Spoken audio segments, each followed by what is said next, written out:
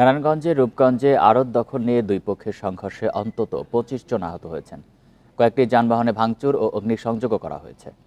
মঙ্গলবার সকাল ১১টার দিকে উপজেলার সাউঘাট এলাকায় এই ঘটনা ঘটে।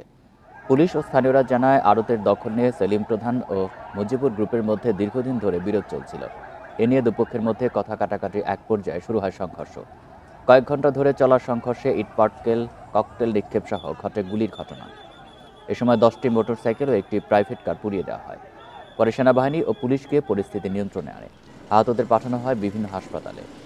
পুলিশ জানিয়েছে, তদন্ত করে ব্যবস্থা নেওয়া হবে।